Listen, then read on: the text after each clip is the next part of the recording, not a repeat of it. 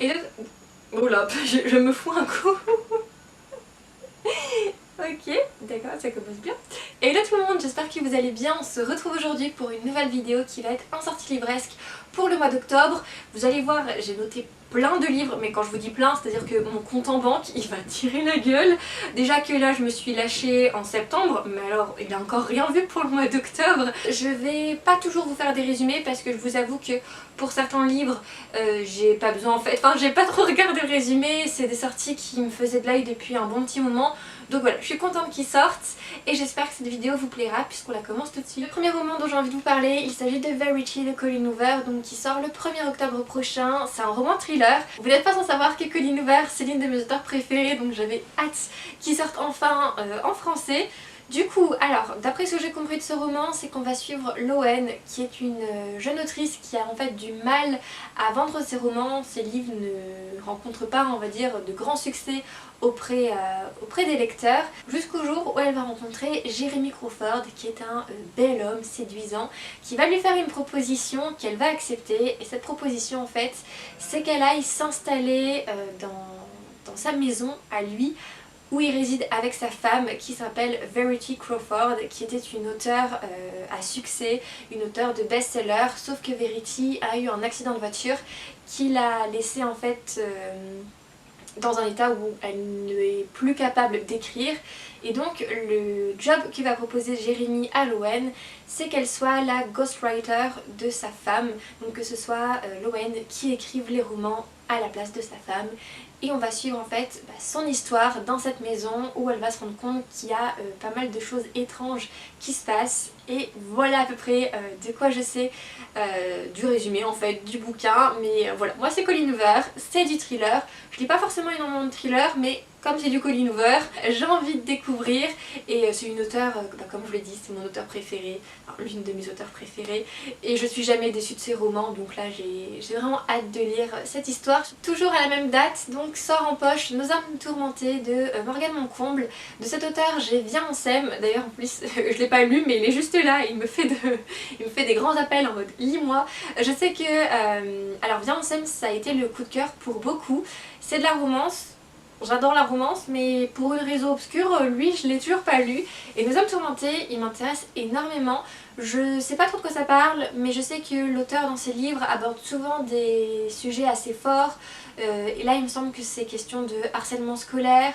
En tout cas en fait c'est une jeune fille qui a... En fait si, je sais à peu près de quoi ça parle. C'est la fille elle fait je sais pas de quoi ça parle, puis au final je me suis dit ah mais si. D'après mes souvenirs, on suit une fille qui a dû quitter en fait sa ville natale parce qu'il s'est passé quelque chose qui l'a traumatisée. Et de nos jours elle va devoir retourner dans sa ville puisque sa mère est décédée. Et ça fait en fait depuis l'événement qu'elle a vécu qu'elle ne parlait plus à sa mère. Et donc là, comme elle est décédée, elle va devoir y retourner. Sauf que ça va raviver d'anciennes douleurs, d'anciens démons. Et elle va rencontrer un jeune homme qui va un peu la bousculer dans le sens où elle va l'apprécier et on va suivre leur histoire. Quelque chose comme ça. Bon, voilà, comme je vous l'ai dit, hein, mes résumés, ça va, ça vient. Mais... il m'intéresse beaucoup ce roman, puis je suis complètement fan de la couverture, donc voilà, je vais me l'acheter, puis j'essaierai aussi entre temps de lire Viens on s'aime. Le 7 octobre prochain sort un roman qui me faisait mais tellement de l'œil depuis en fait sa sortie en VO, sauf que comme c'est de la science-fiction, même si ça reste dans du young adulte, j'avais un peu peur de pas tout capter. Et ce roman donc c'est Skyward de Brandon Sanderson, donc en français c'est Vers les étoiles, quelque chose comme ça. Je vous mettrai encore une fois la photo, enfin en fait à chaque fois que je vous parle d'un livre il y a la photo, je sais pas pourquoi j'ai dit ça. Enfin bref, du coup comme je vous l'ai dit c'est un livre qui me faisait de l'œil depuis un petit moment. J'ai toujours voulu découvrir Brandon Sanderson, sauf que je savais jamais réellement avec lequel de ses romans commencer. C'est vrai que là je me suis dit comme c'est du young adulte, quoi de mieux que du young adulte je pense pour découvrir la plume de l'auteur. Et là, bah voilà, il sort enfin, je suis trop contente. Je lis pas énormément de science-fiction alors que c'est un genre qui me plaît beaucoup. Donc là, j'ai hâte de découvrir cette nouvelle saga. Alors pour ce qui est du résumé, tout ce que je sais c'est qu'on va suivre une jeune fille qui vit sur une planète qui en fait est en guerre contre des aliens.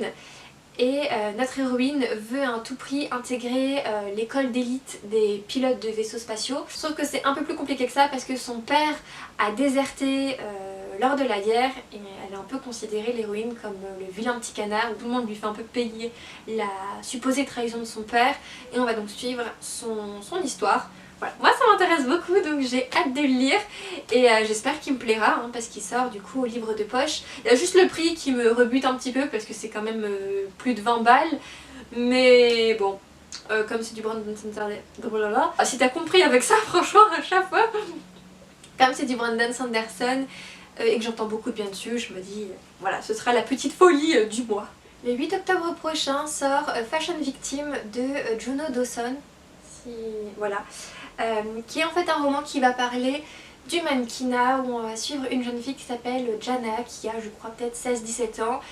Un jour qu'elle se baladait dans les rues de la ville où l'histoire prend place, elle va être repérée par un agent d'une société de mannequins, quelque chose comme ça, j'ai plus le terme exact, qui va du coup lui proposer d'être mannequin, et à travers son récit on va découvrir la cruauté du monde du mannequinat et la dépression en fait que l'héroïne va faire. Il me semble que ce roman est inspiré de faits réels parce que l'auteur a été mannequin, donc elle s'inspire je crois de son expérience à elle. Donc c'est un livre qui me faisait déjà pas mal de l'œil en anglais. Et voilà, là il sort en français, donc à voir si je craque pour la version VO ou la version VF. Mais si c'est des romans qui vous intéressent sur l'univers du mannequinat, voir un peu l'envers du décor, derrière tout ce qui est défilé, mode fashion, voilà, même si mode et fashion c'est à peu près la même chose, il sort enfin en français. Je me suis ensuite noté un livre, alors je crois qu'il est auto-publié, à confirmer, mais il s'intitule Le Maître des Esprits, donc c'est de Marine Stengel, et il sort le 12 octobre prochain. En fait ce roman s'inspire de la Chine médiévale, et en gros on va suivre une histoire où les démons ont envahi la Chine, en tout cas sont de retour. Et le problème c'est que les femmes ne sont malheureusement pas autorisées à prendre les armes et à devenir des maîtres en arts martiaux, il me semble, quelque chose comme ça. Et on va donc suivre nous une jeune femme qui excelle je pense dans les arts martiaux et qui va défier un petit peu l'autorité en prenant les armes pour combattre les démons, et on va donc suivre son histoire, quelque chose comme ça. Comme c'est un roman auto-édité, je vous avoue que j'ai pas trop préféré lire les résumés, et en plus de ça il n'y a pas trop de résumés, mais ça se passe en Chine et la couverture elle est juste trop jolie. Je pense que c'est un peu des airs de Mulan, je sais pas s'il y a que moi qui vois un petit air de Mulan, mais étant une grande fan de Mulan, voilà, je me dis ça a l'air pas mal. Le 14 octobre prochain sort enfin en poche donc le tome 2 des Brumes de Cendre Lune, qui est la symphonie... je ne sais plus. La symphonie du temps de Giorgia Caldera. Je dis enfin parce que normalement il aurait dû sortir en poche au mois de mars, sauf que Covid oblige. La sortie papier a été repoussée jusqu'à maintenant, mais la sortie numérique avait été maintenue au mois de mars puisque je l'ai déjà lu en version numérique. Et là j'ai trop hâte de pouvoir craquer pour la version papier, enfin. Du coup, si vous ne connaissez pas les Brumes de Cendreline, on est dans un univers où en fait les dieux ont la faculté de lire dans les esprits, et on va suivre nous Céphise qui un soir va voir toute sa famille se faire arrêter par l'ombre. Donc l'ombre c'est le bras droit, en fait c'est l'exécuteur officiel du roi Orion, qui va du coup exécuter sa famille parce que Dieu Orion a en fait jugé que la famille de Céphise nourrissait à son égard des pensées on va dire impures, dans le sens où il formatait une petite rébellion à son encontre. D'ailleurs même Céphise n'en restera pas indemne puisqu'elle va subir une expérience, et on va donc suivre en fait toute son histoire puisque Céphise va n'avoir qu'une seule idée en tête, c'est se venger des dieux, et elle va se rendre compte qu'elle n'est pas la seule et que et ben en fait les dieux ne perçoivent pas toutes les pensées puisque les siennes personne n'arrive à les lire, et on va donc suivre son histoire. J'avais adoré le premier tome,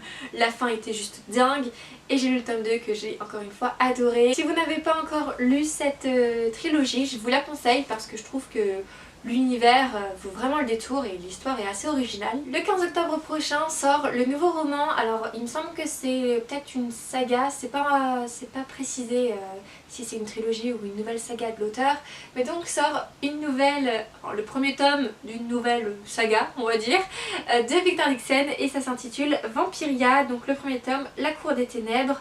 Alors, vous le savez sans doute, Victor Dixon et moi, c'est un peu une histoire de je t'aime moi non plus. J'ai toujours adoré les premiers tomes de ces sagas, sauf que la suite, je décrochais, on sait pas pourquoi. Actuellement, je suis en train de lire Cogito, bon j'en suis qu'au tout début, pour le moment ça va. Et là donc il revient avec un nouveau livre sur les vampires, en sachant que j'aime d'amour les vampires, c'est vraiment des créatures qui me... pas qui me fascinent, mais j'adore j'adore dès qu'il y a des vampires, tu peux être sûr que je serai à deux doigts de craquer. La couverture est assez... moi personnellement je suis pas trop fan, je trouve ça fait flipper l'espèce de visage, mais ça a l'air intéressant, je sais pas trop de quoi ça parle, je le mets entre parenthèses parce que honnêtement si j'apprécie moyennement Cogito, ça va un peu me rebuter, quoique me connaissant je suis sûre qu'en fait j'achèterai quand même Histoire 2, et voilà, c'est la nouvelle saga peut-être de Victor Dixon, donc je me la suis notée comme c'est sur les vampires, et à voir si je la lis ou pas et si je l'aime ou pas. Sort ensuite le 21 octobre prochain Winterwood de Sia Earnshaw, qui est l'auteur entre autres de The Wicked Deep, qui est juste là, qui avait été à la limite du coup de cœur. J'avais adoré cette histoire et je m'étais notée depuis un petit moment ce roman qui donc sort aux éditions Rajo. Alors je l'ai mis entre guillemets celui-ci parce que j'ai entendu dire par d'autres personnes qui avaient lu The Wicked King que... j'ai dit The Wicked King, c'est pas du tout la même saga là, c'est The Wicked Deep, pardon, c'est pas du tout... Oula, j'étais partie dans The Cruel Prince moi, bref. En fait, j'avais entendu dire par des personnes qui avaient adoré The Wicked Deep que Winterwood c'était à peu près dans la même veine, sauf que c'était moins bon que The Wicked Deep. Donc c'est pour ça que je le mets entre guillemets, je me dis...